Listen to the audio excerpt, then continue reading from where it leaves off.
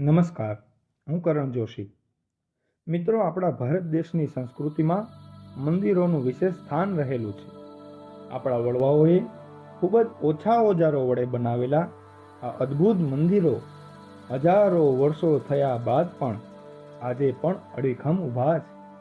આ મંદિરોની સજાવટ, એની વાસ્તુકલા, એની મૂર્તિકલા બેજોડ છે।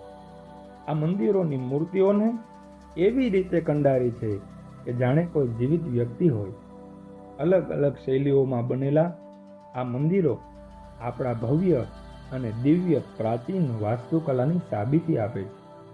જોકે સમય જતાં આપણે જ આ વારસાની સંભાળ નથી લીધી અને ઘણા ખરા મંદિરો અને એમાં રહેલી અદ્ભુત કારીગીરી ધીરે ધીરે લુપ્ત બનતી જાય છે। ઘણા મંદિરો એવા પણ છે કે જેના રહસ્યો આજે વિજ્ઞાન પણ નથી જાણી શક્યું। જેમાંનું સૌથી અદ્ભુત મંદિર છે ભગવાન જગન્નાથનું મંદિર। ઓડિશાના પુરીમાં આવેલું ભગવાનના આ મંદિરમાં ઘણા રહસ્યો છુપાયેલા છે જે આજ સુધી અકળ રહ્યા છે। તો આવો જાણીએ એમાંના 5 મુખ્ય રહસ્યો। ભગવાન જગન્નાથના મંદિર ઉપરથી ક્યારેય પક્ષીને ઉડતા નથી દેખાયા। મંદિરના ગુંબજની આજુબાજુ પણ ક્યારેય પક્ષીઓ ઉડતા નથી। ઘણા મંદિરમાં તમે જોયું હશે કે પક્ષીઓ મંદિર ઉપર બેસે છે અથવા તો એની આજુબાજુમાં ઉડતા હોય, પણ જગન્નાથ મંદિરમાં આવું નથી થતું।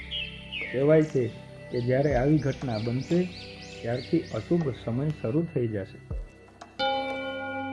જગન્નાથ મંદિર ઉપર સ્થાપિત ધ્વજા હંમેશા હવાની ઉલટી દિશામાં લહેરાય છે।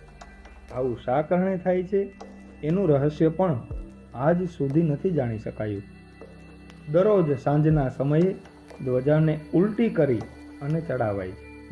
ધ્વજા પણ એટલી ભવ્ય છે કે બસ એને જોતા જ રહીએ। આ ધ્વજમાં ભગવાન શિવનો ચંદ્ર બનેલો છે। જગન્નાથ મંદિર 4 લાખ વર્ગ ફીટમાં ફેલાયેલું છે। એની ઊંચાઈ 214 ફૂટ છે। કોઈ પણ વસ્તુ, વ્યક્તિ કે પશુ પક્ષીઓનો પડછાયો બને છે એ વિજ્ઞાનનો નિયમ છે, પણ જગતના પાલનહાર ભગવાન જગન્નાથના મંદિરનો ઉપરનો શિખરનો ભાગ આ નિયમને નથી માનતો। મંદિરના શિખરનો પડછાયો હંમેશા અદ્રશ્ય રહે છે। જ્યારે ભગવાન પોતાના સ્વધામ ગયા ત્યારે તેનું શરીર પૂરેપૂરું બળી ગયું, પણ તેનું હૃદય ન બળ્યું। તે જ હૃદય ભગવાન જગન્નાથની મૂર્તિમાં આજે પણ ધબકે છે।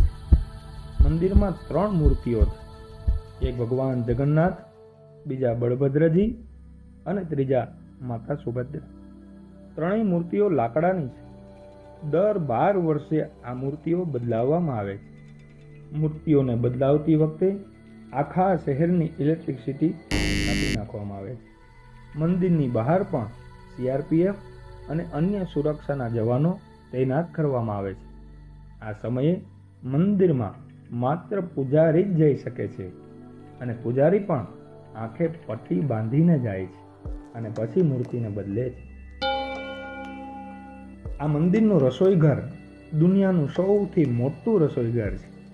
લગભગ 500 રસોઈયાઓ અને 300 સહયોગીઓ ત્યાં કામ કરે છે।